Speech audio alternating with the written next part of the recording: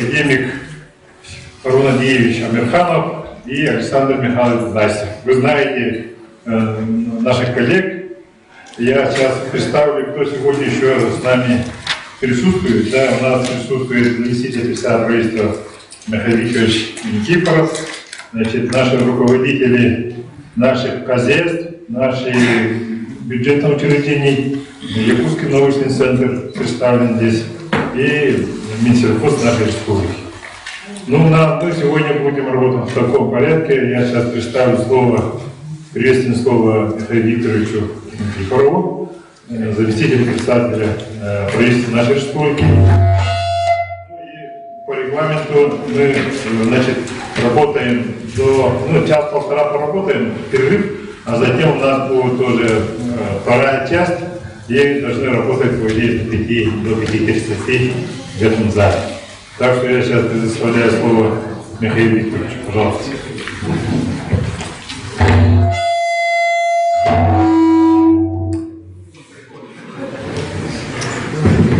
Добрый день, дорогие коллеги. Видите, даже микрофон волнуется. Во-первых, я сегодня приветствую наших уважаемых гостей на нашей земле якутской, Харуна Адиевича, Александра Михайловича. Вот у нас еще коллега из Бурятии к нам приехал. Значит, сегодня для хозяйств, которые занимаются племенным делом, можно сказать, свой праздник. Праздник заключается в чем? В том, что сегодня такие высокие гости посетили наш дальний уголок нашей Российской Федерации. И самое главное, от этого будет для нас, мы ждем от этого большого результата, именно в научном сопровождении, именно по тем направлениям, которые мы сегодня занимаемся. Сегодня, кстати, воспользуюсь моментом, если здесь присутствует у нас из северных арктических районов, сегодня День Арктики, и всех поздравляю с наступающим праздником Днем Калининграда нашей республики. Коллеги, вы все знаете, ситуация в нашем сельском хозяйстве постепенно выправляется. Конечно, финансирование в этом году как никогда мы рассматривали, как никогда ожидали от этого года. Я надеюсь, что эти ожидания должны сбываться именно с вашей всей помощью. Мы должны, коллеги, все вместе работать таким образом, чтобы развивать наше сельское хозяйство, наши племенные хозяйства, и по коневодству, и по скотоводству, и по оленеводству. И здесь мы должны выйти на более высокий качественный уровень. Сегодня ГБУ Сахагроплен уже имеет все возможности развивать свою и научную работу, и по всем направлениям. Харун Адиевич, Александр Михайлович, я попросил бы вас, каким образом, мы буквально в прошлом году отмечали 70-летие и договорились, что через 5 лет здесь эта организация будет намного лучше, эффективнее и в материальном, и в своем научном направлении. И договорились, подписали свою дорожную карту, как мы будем дальше его развивать. Надеемся, что через 5 лет, через уже 4,5 года, я надеюсь, что Сахагроплен будет на очень высоком качественном уровне. И я надеюсь, что наше Министерство сельского хозяйства для этого сделает все необходимое. И самое главное, коллектив Сахагроплена, который сегодня действительно заточен на развитие. У нас есть все основания, у нас есть все возможности, у нас есть пути, направления, которые мы сегодня уже решаем. Есть все возможности. Надо, самое главное, нам работать, невзирая ни на что, невзирая на все вот эти моменты, которые сегодня у нас сложились. Запад нам все равно не поможет, мы сами себе поможем. Коллеги, поэтому я сегодня всем пожелаю успешной работы, воспользоваться моментом приездом таких уважаемых людей, академиков. Очень много мы сегодня подчеркнем. Я надеюсь, что подчеркну очень много, а вы тем более как специалисты. Ну и хотелось бы, чтобы у вас все было хорошо. Я на это очень надеюсь. И всем успешной, хорошей сегодня работы. Спасибо. За вклад и социально-экономическое развитие республики и многолетний добросовестный труд благодарностью правительства Республики Саха-Якутия награждается Сенцов Александр Сергеевич, аппаратчик воздухоразделения отдела азотно-кислородной добывающей станции Государственного бюджетного учреждения Республики Саха-Якутия Саха-Академ.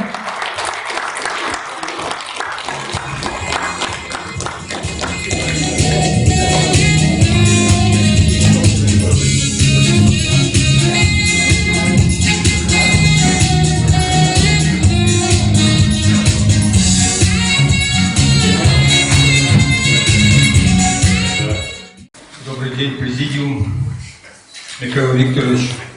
Мне очень приятно сегодня очередной раз для меня это большое событие. Почему? Потому что некий юбилей сегодня в моей жизни. Я посещаю Республику Якутия, Саха-Якутия 20-й раз в своей жизни.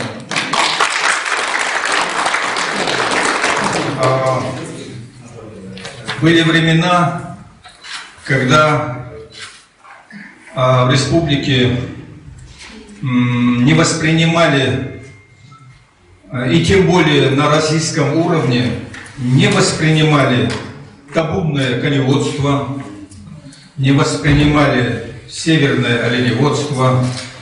И вот помню, когда мы с министром сельского хозяйства Алексеем Васильевичем Гордеевым приехали сюда, это был 2005 год, когда трехстороннее соглашение было подписано, и с тех пор государственная приоритетная национальная программа, потом следом первая государственная программа, вторая государственная программа.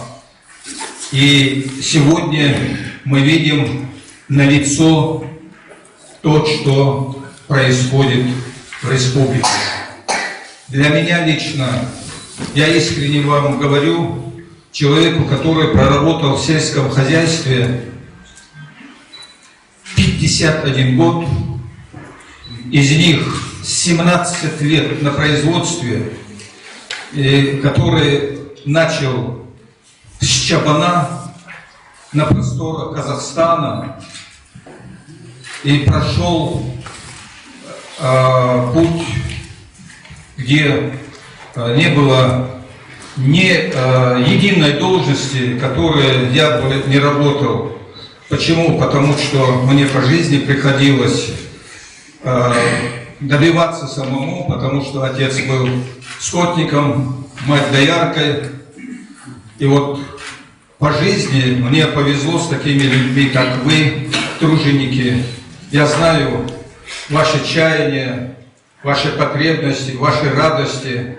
И поэтому с радостью приезжаю в далекую, но для меня близкую по душе, родную республику Саха-Якутия.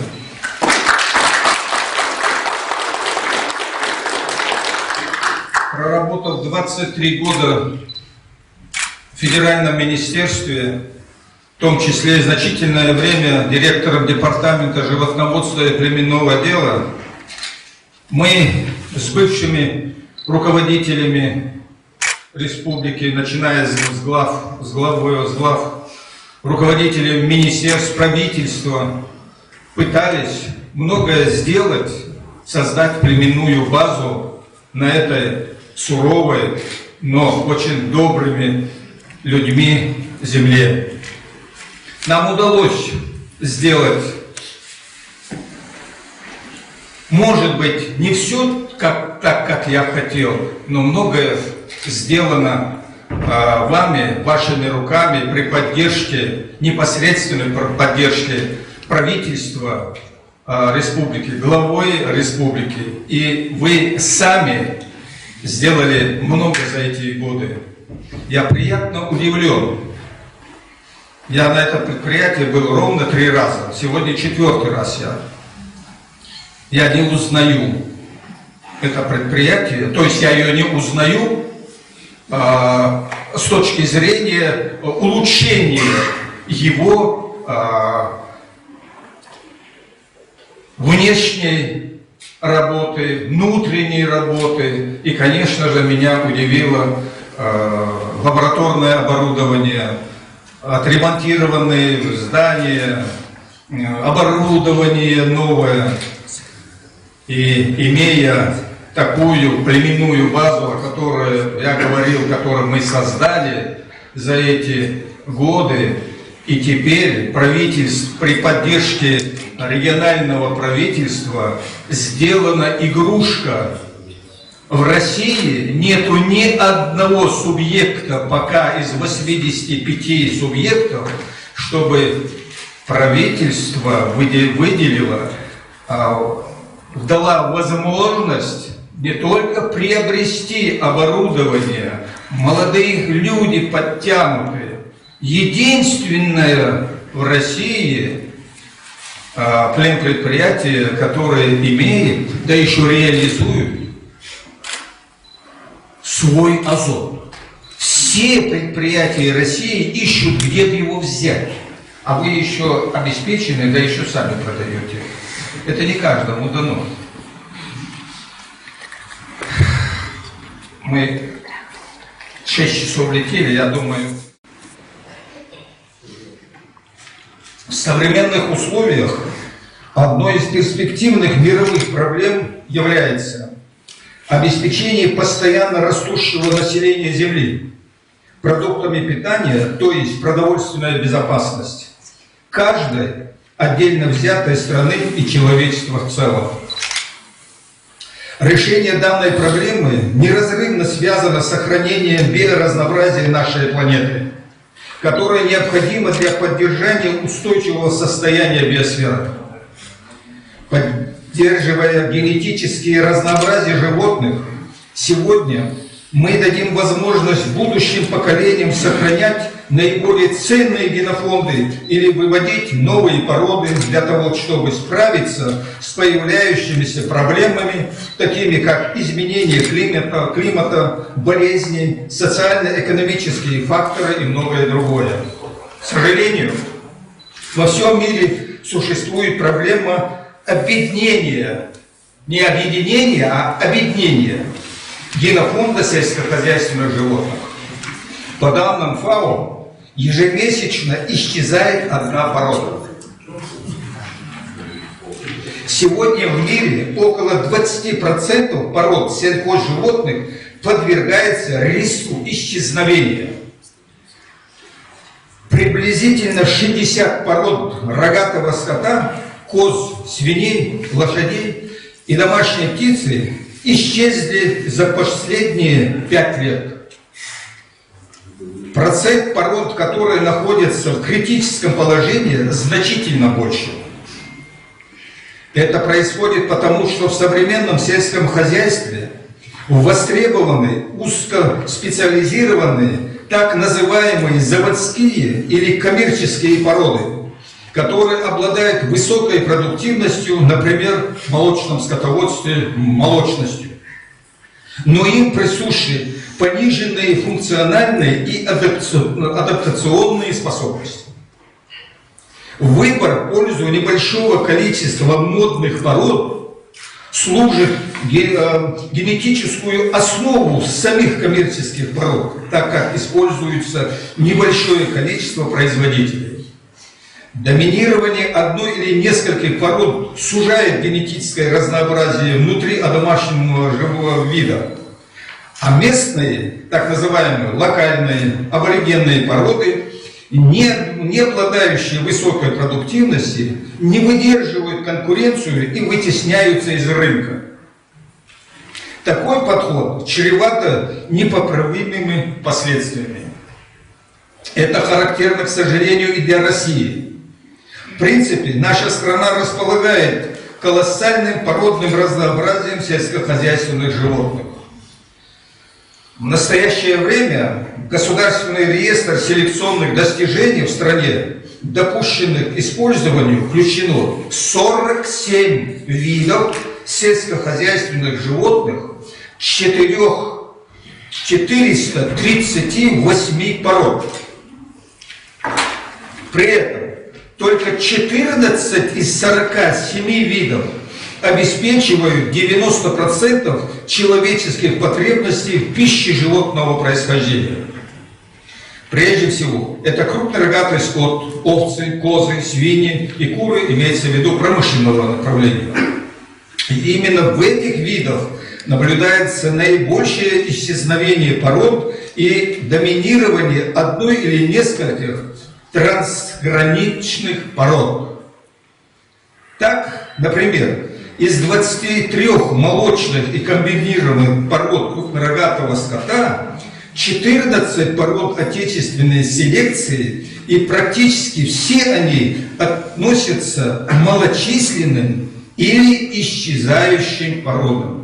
Вдумайтесь в эти цифры. О них не каждый раз нам говорят. Если даже говорят, то нехотя говорят. Основной массив молочного скота – это животные галштинской породы или помеси с другими породами. Однако, локальные породы сельскохозяйственных животных необходимы для развития будущей селекции. Селекционеры понимают, о чем я говорю.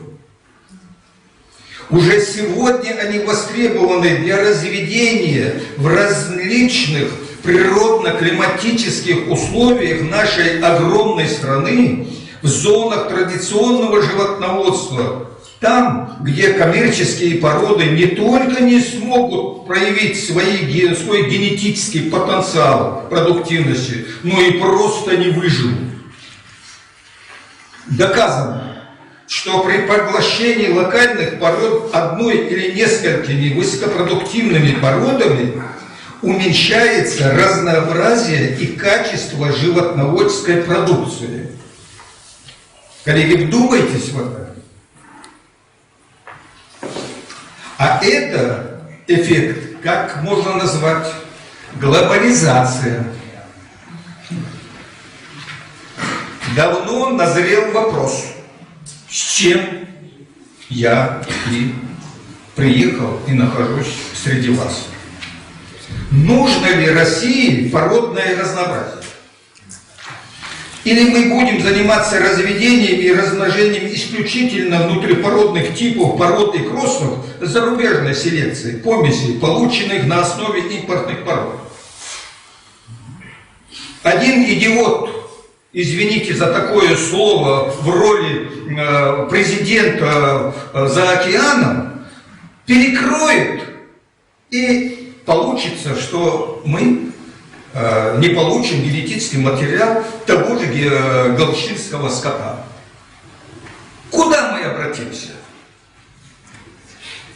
Якутскому скоту, якутской лошади, дагестанской горной и так дальше, бурятской, калмыцкой. Слава Богу, достаточно. На этот вопрос однозначно да, я считаю, нужно. Потому что зависимость от иностранных селекционных достижений является скрытой формой зарубежной экспансии, разрушающей национальную продовольственную безопасность. Я теперь могу говорить так, как я хочу, потому что я свободный человек, я уже с чиновничьей лошади слез.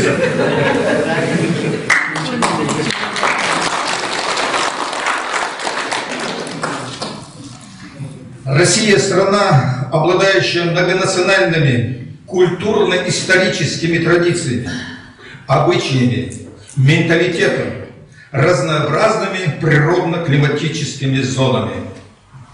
яркий пример Республики Саха-Якутия, обладающая уникальными породами, хорошо приспособленными к условиям сурового климата. Якутский крупнорогатый скот, лошади, олени, которые, безусловно, являются национальным достоянием. Отечественные породы сельскохозяйственных животных – это стратегический фонд для настоящего и будущего устойчивого развития отечественного, я бы сказал, и мирового сельского хозяйства. Продовольственная и сельскохозяйственная организация ООН ФАО с 1946 года занимается генетическими ресурсами животных. В большинстве стран мира сохранение генетических ресурсов поддерживается государственными программами. В России в реальной государственной поддержке сохранения генофонда сельскохозяйственных животных, к сожалению, пока нет. Хотя вопрос о разработке национальной программы чрезвычайно актуален. Объективности ради надо сказать, что по крупнорогатому скоту уже предприняты некоторые меры поддержки генофондных пород путем увеличения в 2 раза коэффициента для выделения субсидий на содержание маточного поголовья. И то это сделано было вместе с вами, мною, вот мы вместе это сделали, помните? И мы этому радуемся. Ну что такое? От 2000 мы увеличили до 4000. Что это такое для Якутии? Конечно же, это мало. Кроме того, после вступления России в 2006 году в ФАО мы можем в любом случае, как бы ситуация не сложилась, ФАО никто не отменял, мы можем претендовать на участие в международных проектах, связанных с сохранением управлением национальными ресурсами. Мы четко с этим работаем, вместе с ВИЖем. Теперь уже, я надеюсь, мы с вами будем этого делать. Когда ВИЖ запросил несколько голов якутского скота для генотипирования, вы совершенно правильно делали, не давали этот скот. А когда я позвонил, спасибо вам большое, вы несколько голов дали, и сегодня мы уже изучаем его там в ВИЖе. Не для Подольска, не для Москвы, а для Якутии мы изучаем его, понимаете? Несмотря на слабую осведомленность зарубежных исследований о российских генетических ресурсах, интерес к ним, безусловно, есть, коллеги. Почему есть? Вот ту же романовскую породу французы забрали, повезли, улучшили. Теперь нам пытаются, мы топчемся на месте по этой породе, по признакам продуктивности, роста, развития. Они его улучшили, хотят нам продать его за большие деньги. Учитывая ситуацию состояния генофондов сельскохозяйственных животных, принято решение. Ну как оно принято? Нами, учредителями принято, при поддержке Министерства сельского хозяйства.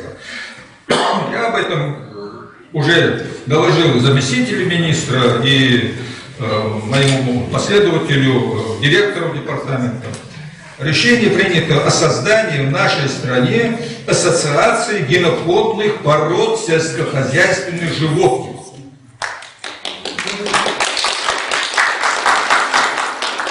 Целью ассоциации является координация деятельности, представления и защита общих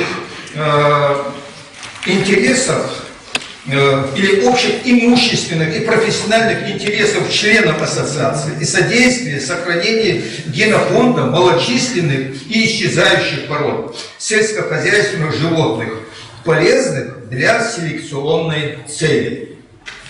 Основные задачи ассоциации какие? Являются следующие. Первое. Выработка единой позиции и координации деятельности членов ассоциации в области оценки, сохранения, управления генетическими ресурсами генофондных пород сельскохозяйственных животных. Второе. Распространение передового опыта в области оценки, сохранения, управления генетическими ресурсами. Третье. оказание методической поддержки членам ассоциации в разработке и сопровождении программ сохранения генофондных пород всех видов сельскохозяйственных животных. Пятое. Защита интересов членов ассоциации в государственных, муниципальных органах власти, осуществляя свою помощь, теперь уже сознанием дела, в какой кабинет заходить и кого дергать, чтобы проходила нормативная база не только в Минсельхозе, но и других федеральных органов. Я знаю, где какой кабинет находится, потому что за 23 года можно и медведя научить. Шестое. Деятельность по формированию благоприятной среды для развития племенного животноводства России. Содействие созданию и функционированию системы правового информационного обеспечения деятельности по сохранению генофондных пород. Восьмое. Взаимодействие с продовольственной и сельскохозяйственной организацией ФАО. Наш член является, ФАО работает, мы надеемся, если даже исключат, все равно мы не дверь-то в окно, там тоже есть свои связи. Уважаемые коллеги, в дополнение к сказанному хотел бы внести предложение для успешной реализации комплекса мероприятий в самой Республике Саха-Якутия. Первое. Проведение полной инвентаризации породных ресурсов все виды животных на территории республики в соответствии с требованиями ЕЭК, чистопородность животных, генотипирование. Второе. Разработка планов селекционной работы с ними, определив цели, задачи, а также партнеров для системной организации воспроизводства животных и не менее 90% путем искусственного осеменения, организации развития информационной региональной базы данных на основе созданных в полном объеме качественных хозяйственных баз данных, начиная с хозяйства, не сверху, а снизу, как Компартия, инициатива снизу, они говорили, должна быть. Следующий момент. Определение перечня генофондных хозяйств для разработки и принятия на законодательном уровне специальной республиканской программы в целях поддержки, хотя и поддерживаете, я знаю,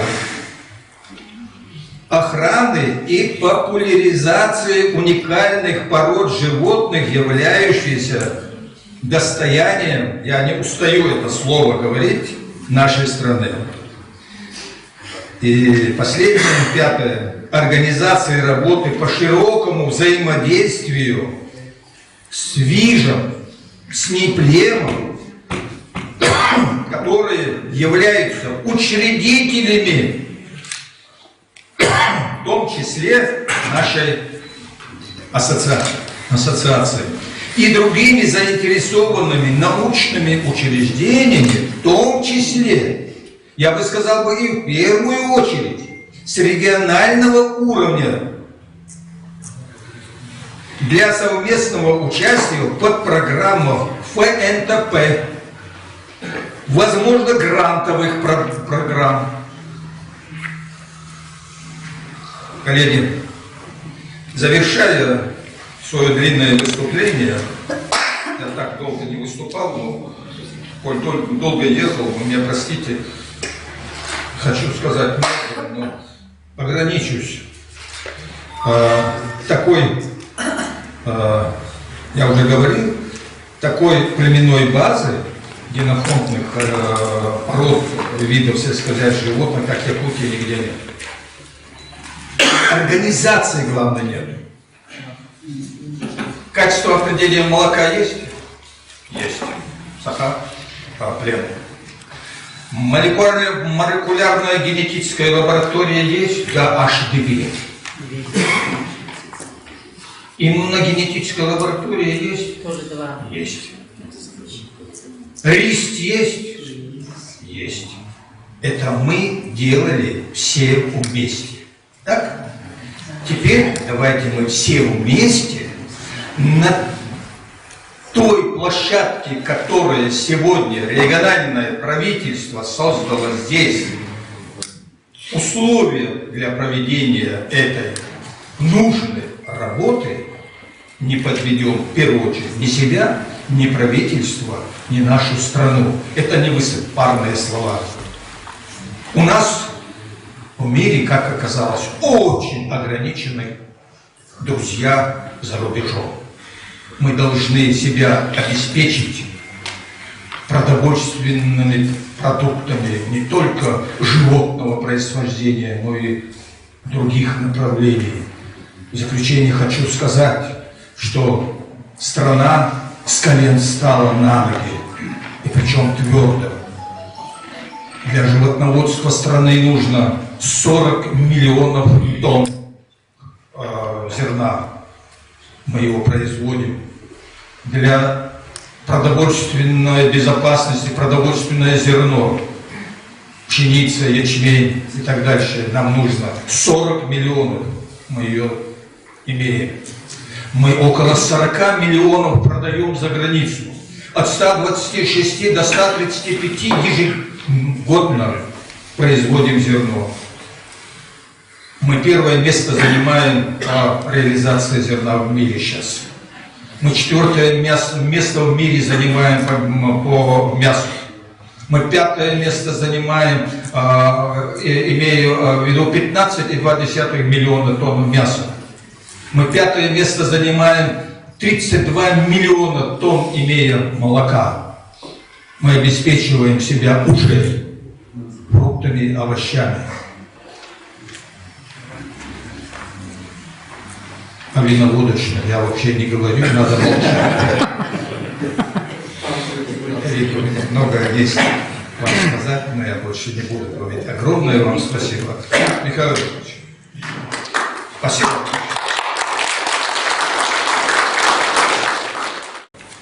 В настоящее время племенная база региона представлена 40 племенными организациями, в том числе в отрасли молочного продукта, 9 племенных организаций, 8 племенных репродукторов и 1 генофондное хозяйство. В коневодстве всего 26 организаций, в том числе 24 племенных репродукторов и 2 генофондных хозяйства. По оленеводству 4 племенных репродуктора, по свиноводству 1 племенной репродуктор. В республике Саха-Якутия функционирует 13 племенных сервисных. Абрагеевич, уважаемый Михаил Викторович, уважаемые коллеги, рад всех видеть в этом зале, прекрасном зале. Помним, как здесь у нас было, а как стало небо и земля. Уважаемые гости, наш доклад «Современные аспекты сохранения генофонда аборигенного якутского скота и его эффективного использования». У нас в ЕНИИС создана, уже 2-й год действует лаборатория физиологии и репродукции животных, и мы работаем по репродукции животных, в том числе и якутского скота. И эффективное использование местных пород является стратегической задачей развития северного животноводства, позволяющей снизить технологическую зависимость, минимизировать риск завоза инфекционных заболеваний и повысить конкурентоспособность и доступность местной продукции. В современных реалиях необходим новый взгляд на проводимые исследования по обновлению имеющихся и получению новых знаний об уникальных биологических и физиологических свойствах организма якутского скота с целью выявления его потенциала для более эффективного использования. То есть у нас имеются исследования, которые уже как бы нужно актуализировать. То есть все исследования, геологические качества скота, физиологические свойства скота, они уже как бы устарели. Поэтому в нашем современном мире, современных оборудованиях нужны новые исследования. Следующий. Вот. И, конечно, тут нужно добавить роль якутского скота как неотъемлемая часть исторической самобытности и этнокультурного наследия народа Саха. То есть якутский скот, он является как бы переложением якутского языка, то есть пользуясь названиями якутского скота, клички, как вот называется вот это, масти, да, и так далее. Это все имеет якутские названия. Поэтому, спасибо. Поэтому масти животных, да, они тоже как бы учат того человека, который будет владеть якутским языком, то есть даст какие-то подсказки для освоения якутского скота. В том отношении, что якутский скот, он должен быть во всех как бы сопутствующих для нас вещей. То есть нужны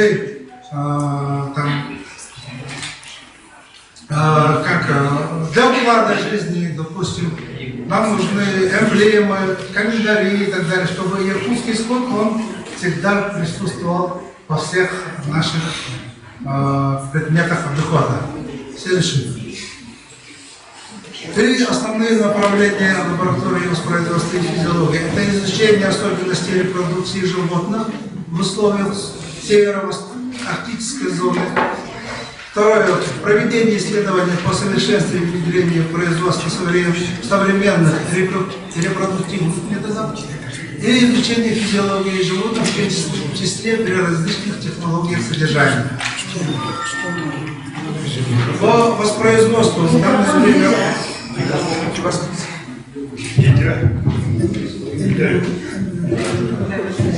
по воспроизводству. Так слышно? По воспроизводству у нас в данное время идут работы. И по нашим исследованиям средний возраст стада в отелах составляет 6,7 отелов. При этом коровы старше 10 лет в структуре стада составляет около 20%. Некоторые коровы используются до 19-20 лет. То есть эти коровы у нас как бы имеют запас в репродуктивной системе. То есть если у других пород она сокращается до 6-7, у нас может достигать до 12-10 лет.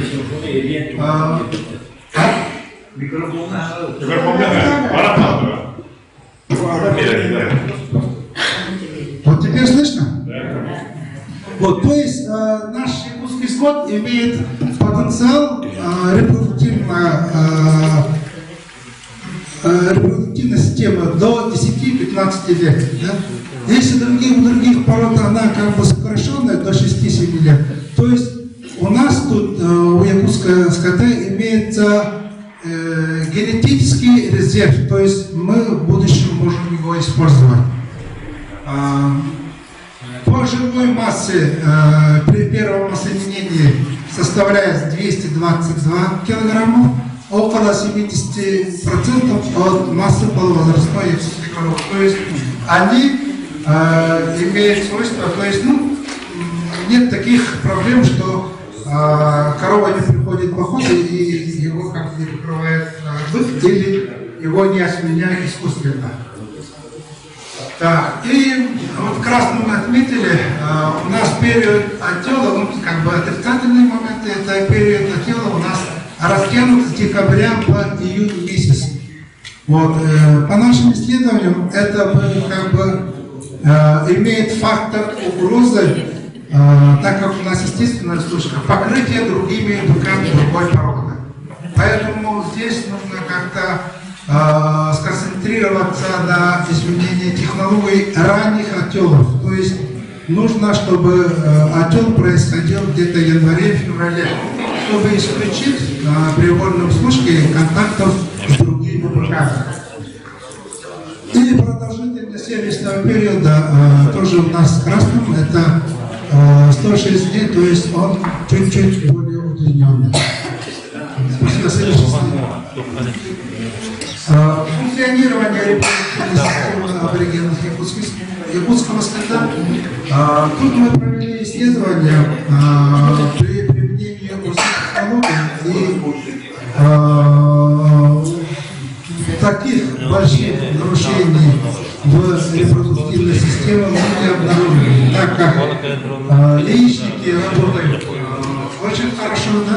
Мы не нашли никаких гистозных явлений. То есть, если мы у других пород встречаем до 30% патологии именно яичника, из-за этого у нас как бы имеется проблема по искусственному осеменению, то у якутского скота они практически не встречаются. Если большинство гистозных явлений у нас проявляется в виде желтого тела, фолликулярной кисты, то у якутского скота мы практически его не встретили. Ну, была одна там проблема шейка матки, допустим, это, наверное, будут повреждения при отёже. И интересный момент то, что у нас у якутских коров яичники работают очень синхронно и как бы не проявляя таких резких изменений. То есть яичник постоянно находится в том состоянии, в котором физиологически она, как бы, в состоянии. Да? Если, допустим, мы у привозных животных обнаруживаем или вообще нерабочий яичник, да? То есть она вообще как бы спит, находится в состоянии сна, то у якутского скота она как бы все время в умеренном, как бы она работает. Следующий. Вот. И по якутскому скоту мы в этом году выиграли грант Российского научного фонда. И в этом гранте мы будем исследовать инфузории жвачных животных и домашних, и диких животных. И в нем у нас имеется раздел по якутскому скоту, где мы будем изучать инфузорную фауну именно якутского скота. Мы этим занимаемся давно, лет 10 уже, и у нас есть исследования, при которых мы обнаружили инфузорную фазу диких крупных животных, именно, допустим, лося, только у якутской коровы. У других пород скота их не обнаружено. Да? И эти качества, наверное, из-за того, что, вот, допустим, лось у нас ходит круглогодично зимой, без никаких дополнительных там сама по себе, то у нас якутский скот имеет тоже как бы свои приспособительные качества, и может когда-то, когда в далекие времена, кто-то пересадил инфузории вот этих лосей нашим якутским коровам. Поэтому, может, из-за этого она является таким адаптированным в наших условиях животным. Ну, это как бы один из гипотез. Вот, и думаем, что вот эти инфузории, в принципе, можно использовать для привозных животных. То есть якутский скот, он является как бы адаптером для привозных или проблемных там животных в различных фермах. Следующий. Следующий.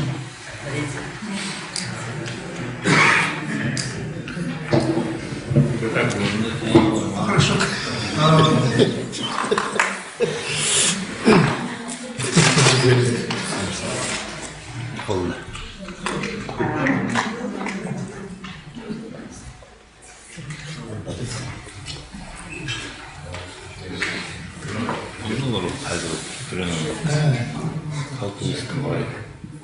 Вот сегодня как бы подготовились к этому докладу, я вспомнил, что нам отправляли фотографию,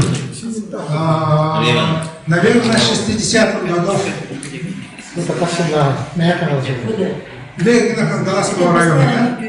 Вот мы увидим фотографию и думаем, что вот наш якутский скот, он такой красивый, большой, огромный во всех отношениях, да? Но это мы видим как бы только на фотографии. То есть мы его не сохранили от этого быка практически ничего, чтобы использовать в будущем.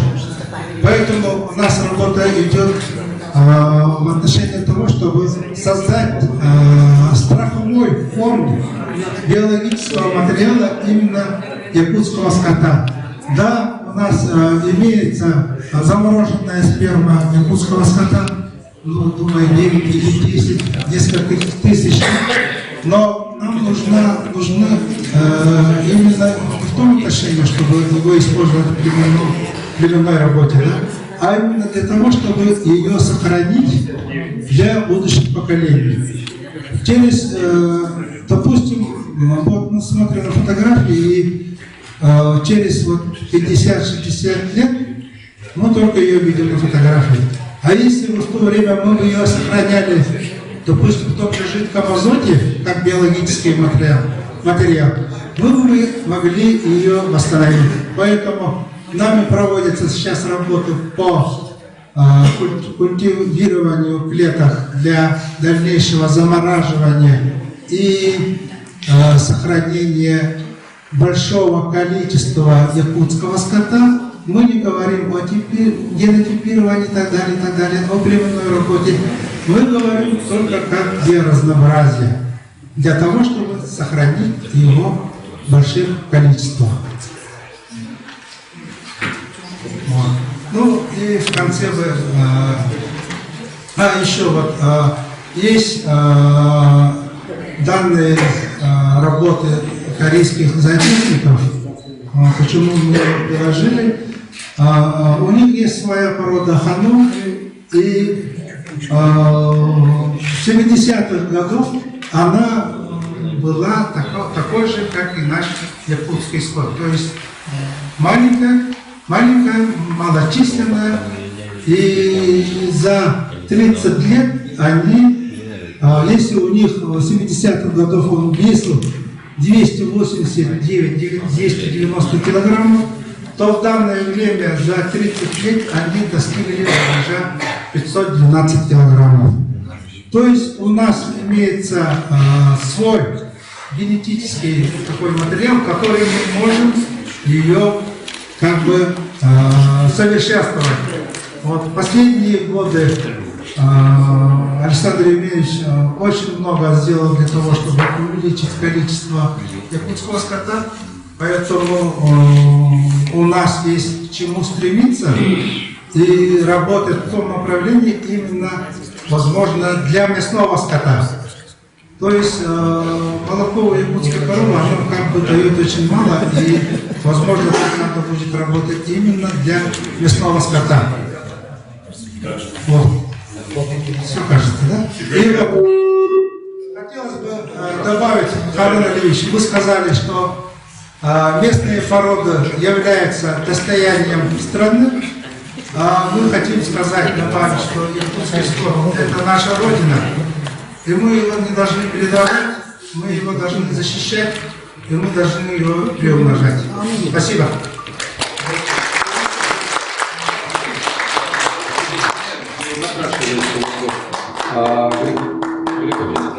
Григорий Николаевич, скажите, пожалуйста, вы грант это очень хорошо, вы в НТП участвуете? Нет, в НТП не участвую. По гранту это у нас... Очень коротко, потому что у нас регламент. Второй грант, потому что первый грант мы в прошлом году как бы не прошли конкурс, а нынче как бы нас поддержали. Следующий вопрос. Несчастных этих 300 голов, 298 голов якутского скота, которые находятся в сельхозпредприятиях как бы подконтрольны, все категории хозяйств нам очень не подконтрольны, к сожалению, кроме ветеринарной. вот, в селекционном процессе, я говорю, скажите, пожалуйста, вот за последние 5 лет сколько тематик было в институте для научного исследования якутского скота? Сколько тематик было? И какой результат этих работ было? Что мы получили на выходе? У нас имеется 4 направления, коротко скажу, да? И вот по каким признакам работали? Ну, у нас исследования были генетического уровня, то есть мы исследовали по происхождению якутского скота, есть определенные работы. Генотипирование делали? Нет такого. А как вы узнавали, что он ел этот якутский скот? Каким образом? На пальце? Мы работали, у нас совместная работа была за границей, с Якутской. Регионально нам уже безответственно не дадут научную работу вести. Нам каждый год надо будет отчитываться, тем более, поверьте, если мне поручат или доверят ассоциацию генофондных пород сельскохозяйственных животных, поверьте, я очень добрый, но в работе очень часто будем... И вы же, наверное, знаете, я к науке отношения не имею. Да. Поэтому у нас работает тематики все-таки сколько тем было? У нас по этой породе. У нас каждый год по якутской теме одна тема обязательно присутствует. По якутскому скоту. В этом году, в прошлом году у нас идут исследования по репродуктивной системе якутского скота. Закрытые есть? Есть. Чего вы добились? Мы добились того, что как нужно будет адаптироваться к тем условиям. Они адаптированные, Григорий. Нет. Наша работа, как правильно, допустим, понятно. Ну, вы, Григорий Николаевич, вы потом Харон Ильича. Нет, Харон Ильич, мы же занимаемся сохранением этого вида животного, да? Сохранением занимается хозяйство. А мы должны с вами научное сопровождение. Научное сопровождение у нас является в том, что обеспечить, Вы извините, что дать методики для заморозки, допустим, вот этого генетического материала для якутского скота. У нас конкретно сейчас разработаны методы заморозки эпидемиальной семени у якутских быков, потому что у нас каждый год на контрасте больше 100 голов уходит вот этих семенителей. Это же биологически, даже очень хороший ответ. А мы разработали ту методику, которую после кастрации мы можем его замораживать в жидком азоте. И мы это сделали. Я считаю, что это нормально, потому что тот материал, который у нас находится в разделенной изменении, да, это очень хорошо. Но считаю, что это очень мало. Нам нужна в большем количестве, сейчас скажу, вариации генетического материала. То есть не какой-то линии или там второй линии такого там нас это не интересует. Нас интересует разнообразие биологического материала для сохранения для будущих поколений. То есть мы его замораживаем, чтобы потом использовать через 10-20 лет. Когда вы потом пообщаетесь, да. Хорошо, я к вашим услугам в любое время. Идем дальше, работаем, потому что по времени мы должны уложиться.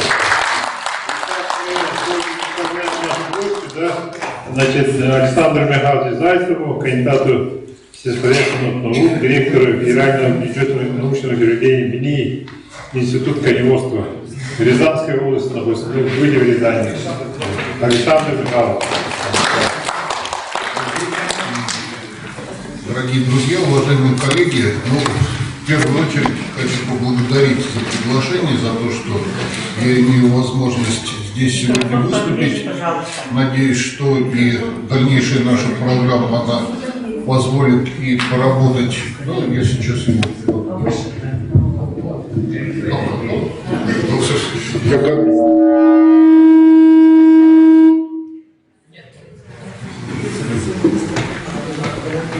Надеюсь, что удастся и поработать непосредственно с лошадьми. Запланирована у нас небольшая экспедиция даже в рамках этой программы. Но давайте немного даже не по специфике региона начну.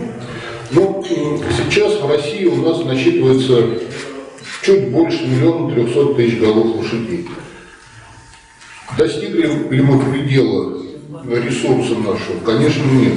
Минимум 6-10 раз поголовье лошадей безболезненно для других сельскохозяйственных животных, пастбищных, мы можем увеличивать. Почему же мы вот достаточно давно на этой планке остановились? Прирост есть, прирост идет, порядка 1,5–2, 2,5% в год прирост у нас поголовья есть. В первую очередь, конечно же, за счет Дальневосточного федерального округа, Сибирского федерального округа и буквально в единичных регионах Поволжья и на юге России. Чуть позже расскажу, почему у нас не так быстро все получается в центре, в первую очередь. Если мы будем рассматривать Госпремрегистр, действующий наш Госпремрегистр, даже с учетом того, что сейчас в нем присутствуют породы лошадей, которые исчезли, кстати, если мы возьмем регистр ФАО, то более чем по 3000 пород сельскохозяйственных животных данные не обновлялись уже на протяжении тоже нескольких десятилетий, то есть неизвестно, существуют ли они или нет. Но, тем не менее, у нас есть регистр, и 71% пород в Госреестре селекционных достижений, допущенных к использованию на территории Российской Федерации, отечественной селекции. Это и заводские, и местные породы, которые были созданы методом народной селекции. Сейчас действительно мы попали в очень жесткие условия, которые действительно дают нам возможность для развития. Мы сейчас, как страна, члены комитета, исключены из Международного комитета по ведению племенных книг чистокровной верховой породы, но сама книга не закрыта, то есть тоже такое лукавство присутствует. Исключены из ряда организаций по проведению научно-генетических исследований, из организаций, которые занимаются проведением селекционных мероприятий, шоу и фестивалей лошадей. Но не думаю, что это очень сильно в отношении коневодства, даже в отношении генофонда зарубежных пород, как может повлиять на общую ситуацию. Сейчас институт традиционно ведет единую базу данных по 20 породам лошадей, заводским в первую очередь. Институт проводит целенаправленный поиск и вносит в базу данных всех ввезенных за последние десятилетия лошадей, даже тех, которых рассматривали в качестве хобби класса. Это лошади достаточно малочисленных пород. Для внесения в государственный реестр их статус еще не подходит, но тем не менее они могут быть полезными при селекционных мероприятиях. Ну вот в целом, о чем мы говорим, да? Для сравнения. Общее число маток заводских пород и отечественной и зарубежной селекции, прошедших официальную регистрацию, то есть это лошади, которые составляют племенные книги, составляет на сегодняшний момент чуть более 9000 голов. Чуть более 9000 голов. Самые распространенные породы – это 9000 голов маток. Самые распространенные породы – это орловский рысак и чистокровный верховой, зарубежные, отечественные, соответственно. Общее поголовье маток в породе составляет около 2000 голов. То есть на общее состояние коневодства в России, не думаю, что это очень сильно влияет, хотя сохранение этих пород, оно необходимо и будет очень полезно для дальнейших селекционных мероприятий. С чем мы сейчас не боремся, а рекомендуем поступать следующим образом. И в заводских и местных породах лошадей мы также проводим регулярные обследования. Мы долго работали в Республике Тыва, работаем в Башкортостане, на юге, в Астрахани, в Калмыкии. Вот в прошлом году буквально начали работать в Бурятии. Надеюсь, что и здесь мы как-то активизируемся в ближайшее время. Мы видим, что очень часто наиболее ценное поголовье бывает сосредоточено не в племпредприятиях, как это не странно и как это не страшно. Страшно почему? Потому что буквально в ближайшие годы у нас планируется переход на единую информационную систему в племенном животноводстве, и, соответственно, механизм входа в эту систему он будет подразумевать вход в первую очередь из племенных предприятий. И если за вот это время мы не активизируемся и не приведем вот этот ценнейший генофонд в систему племенного животноводства, есть риск при лишении возможности государственной поддержки для таких организаций, для таких частных лиц потерять достаточно интересную и ценную часть генофонда. Вот сейчас, если мы посмотрим на наши данные, в общем для всех пород у нас 37,5% поголовья представлено животными, лошадьми, которые разводятся в предприятиях, которые зарегистрированы в Госплемрегистре. Соответственно, 62,5% это лошади, которые находятся в частном, условно скажем, в частном секторе или в организациях, которые не входят в Госплемрегистр по каким-то причинам. Сейчас министерство вообще пошло на беспрецедентные меры по сокращению минимальных требований для вхождения в Госплемрегистр. То есть для заводских пород лошадей тоже это предложение института, и, наверное, вот еще при Харуне Адьиче мы начали вместе сокращать требования к вхождению в Госплемрегистр. Вот сейчас у нас для того, чтобы по заводской отечественной породе войти в число племенных предприятий, достаточно 5 кобыл ни одного жеребца. То есть не частник, опять же, племпредприятие, оно может использовать метод искусственного осеменения, брать жеребца в аренду, может как-то выстраивать по-другому отношения с другими владельцами лошадей племенных. Но наша основная задача – это завести максимально поголовье в племенную, видимую племенную систему.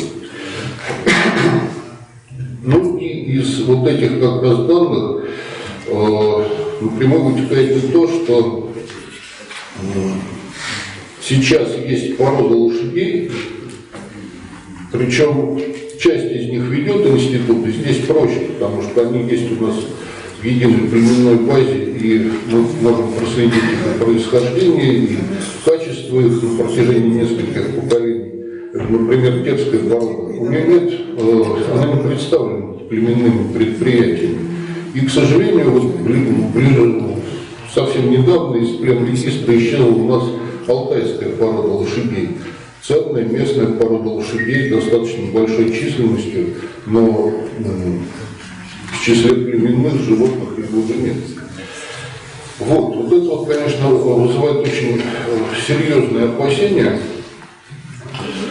Второй момент, тоже не совсем относящийся к республике Саха-Якутия, это то, что переформатируется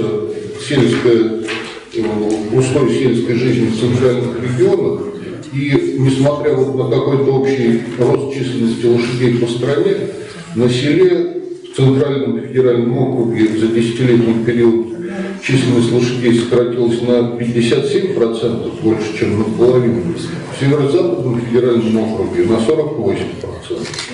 То есть, ну, очевидно, что наши отечественные породы лошадей, они требуют особых мер поддержки и, конечно же, заслуживают вот изменений в нормативной документации, которые позволят им войти в государственный племенной регистр. Два слова еще о единой субсидии.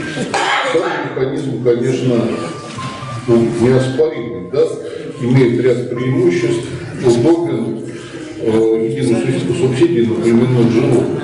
Однако далеко не всем регионам повезло с адекватной оценкой значимости коневодства. Да? Целый ряд регионов он совершенно не датирует коневодческие селекционные мероприятия. И опять же, мы не говорим о том, что предприятие должно быть неэффективным, а только жить за счет каких-то дотаций и субсидий.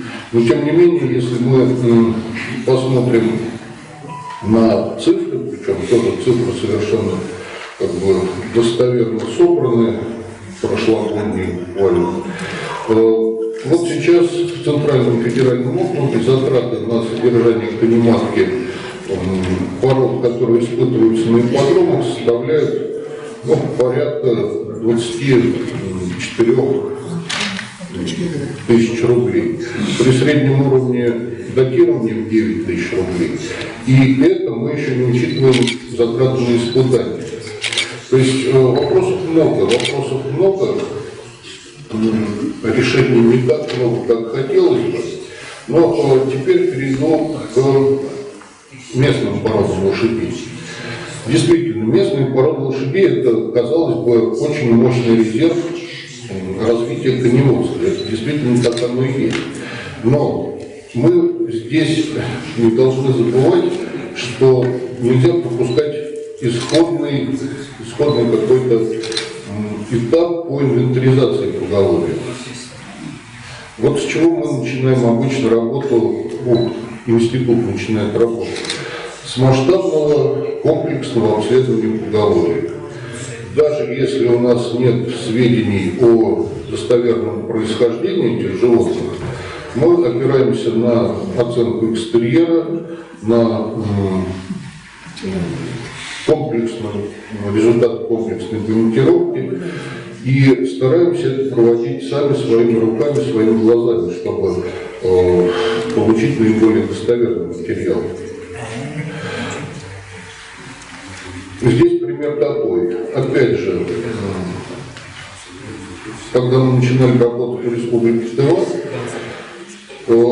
тех заданием было предусмотрено, что из почти 80 тысяч голов лошадей на территории республики ориентировочно 60% должно было быть тувинской породы.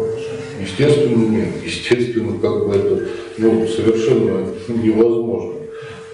Хорошо, если их меньше 10% мы нашли, но тем не менее мы заложили, мы 3 года проводили обследование, мы их идентифицировали, зачипировали, провели им генетический анализ, то есть мы создали базу, доступную в интернете для этой породы, для того, чтобы дальше люди могли заниматься, иметь первоначальный этап и дальше уже идти по определенному пути развития. Будет это сделано, не будет, это вопрос другой, но мы призываем к тому, что на первых этапах работы необходимо, пусть вторично, пусть еще раз, на всякий случай, провести вот эту инвентаризацию. Причем, если брать Республику Саха-Якутия, работа начата была уже давно, еще в 80-е годы прошлого уже века, и уже тогда было очевидно, что есть очень много внутрипородных структур, которые очень сильно друг от друга отличаются. На каком-то этапе мы остановились, да, там было выделено 2 внутрипородных типа, янский и колымский. Но, наверное, работу надо продолжать и более глубоко разбираться в филогенетических отношениях эволюции. А эти знания, они как раз и дадут ответ на в чем же приспособительные вот качества, в чем основа приспособительных качеств породы и внутрипородных типов. Ну, не буду долго задерживаться на возможностях использования местных пород лошадей для создания новых селекционных форм. Это, конечно, тоже очень перспективный путь, но здесь нужно помнить о том, что вот правилами Евразес по апробации и созданию и регистрации селекционных достижений сейчас обязательно также предусмотрен регламент начала работы, то есть все животные должны иметь генетическое подтверждение происхождения, работы должны быть задокументированы, чтобы эти селекционные достижения они не появлялись вот как-то достаточно спонтанно методом народной селекции, а работа эта велась на основу генетического анализа. Чуть-чуть о науке, вот буквально прямо два слова. Харон Надеевич абсолютно правильно сегодня много раз уже упоминал о том, что нам необходима геномная оценка. И в крупном богатом скоте, и в коневодстве, и во всех видах животноводства. Геномная оценка сейчас наиболее прогрессивный метод ведения селекционной работы на основе этой оценки. И тоже вот обязательно нам нужно как-то покрепче задружиться, контактировать, потому что мы тоже работаем. Третий год у нас пошла работа тоже по гранту РФПИ, которая предусматривает изучение, нас больше интересуют филогенетические связи. Но тем не менее мы накапливаем материал, который вам может быть полезен для какой-то практической тоже селекционной работы. Мы набираем уже референсные выборки по полногеномному анализу. И начали мы как раз вот тоже, как предчувствовали, было две гипотезы, или начинать с пород международного распространения и как-то интегрироваться, или начинать вот с наших местных аборигенных пород лошадей. И начали мы именно с наших местных. И там сейчас вот в этом году у нас как раз, наверное, мы всю выборку заполним внутрипородными типами, новыми селекционными формами, изучим породообразование вот в якутской породе и производных. И, конечно, вместе вот мы все эти данные готовы обсуждать и доносить до селекционеров. Еще момент. Вот сейчас мы ездим, вот абсурдная ситуация заключается в том, что директор не доверяет никому, да, то есть директор выезжает сам для того, чтобы смотреть поголовье. Очень плохо, очень плохая ситуация. С чем это вообще связано? С тем, что это мои личные качества такие, да, но связано это с тем, что у нас нет сейчас объективной системы банкировки. Да? То есть, сколько мы не бьемся с банкировкой, нам возвращается то, что мы достаточно обтекаемо описываем какие-то параметры животного. И это правильно абсолютно, потому что если взять комментировки совершенно различных пород лошадей, у всех будет спина ровная, там, круг, там, пусть смысл, ноги там сухие, прямые, голова там пропорциональна. Действительно, то есть, если говорить о специалистах, которые работают с этим, им все понятно. Но когда приходит новый человек, берет эту монтировку, он не может там работать физически. И научить уже особо и некому. И вот сейчас у нас тоже второй год мы пытаемся завести в систему искусственного интеллекта оценку изображения лошадей, видеоизображений, трехмерных изображений, фотографий лошадей. Вот. То есть, причем для табунного коневодства это еще более актуально, потому что попросить лошадь там остановиться и встать в экстерьерную стойку часто сложно в табунном коневодстве. И еще один момент тоже вот как раз с агроплемом нам надо будет продумать. И у нас есть семя якутских жеребцов, оно лежит у нас в Термобанке. И, конечно, мы его использовать даже не будем, оно у нас лежит просто как резерв, да, то есть на всякий случай. Но я не уверен, что это лучшие жеребцы. Я не уверен в том, что это, они будут приносить в дальнейшем какую-то пользу для селекции. То есть для того, чтобы они просто лежали, занимали место в азоте, есть ли в этом смысл? То есть здесь нам нужно тоже как-то скоординироваться. Если это нужно, я думаю, что нужно. Чем больше мест вот этого хранения, тем это тоже лучше. В этом направлении. И сейчас еще мы немножко приостановились с эмбрионами и начали работать больше с ацидами. Замораживать проще, там много особенностей, которые упрощают работу. И чтобы вот сохранить две как раз уже ветви, и женскую, и мужскую, чтобы уж совсем обезопасить породу от исчезновения, тоже вот мы готовы как-то совместно приехать и попробовать поработать вот в этом направлении. Вот. Много еще тут всего написано. Пожалуй, я остановлюсь уже. Я знаю, что вопросы, да, потому что многие... Последний, буквально все вот, даже зажужжал. Два слова скажу.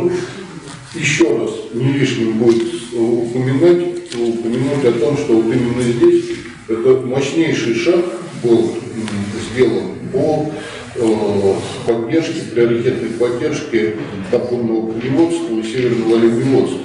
Вот последняя моя табличка здесь, последняя табличка, даже вот неприличные цифры. В 2008 году, по-моему, мы начали, 2007 года, в 2008 первые результаты по топливному производству появились. Но с учетом того, что Республика Саха-Якутия, она всегда была лидером, да, по этому направлению, здесь такой, не очень большой прирост, но вот, тем не менее, там больше 25%. Но есть регионы, которые вытащил этот проект, буквально вытащил.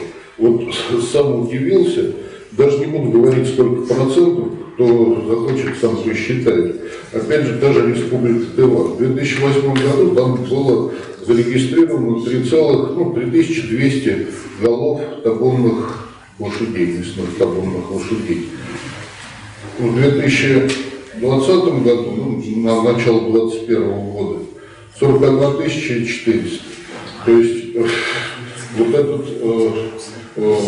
момент, когда Алексей Васильевич Гордеев, Олег Васильевич Калашников, Арон Ильич Амирханов приняли это решение, конечно, это для отечественного производства было самым, наверное, мощным за последние века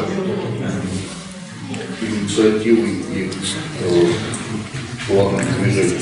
Спасибо. Да.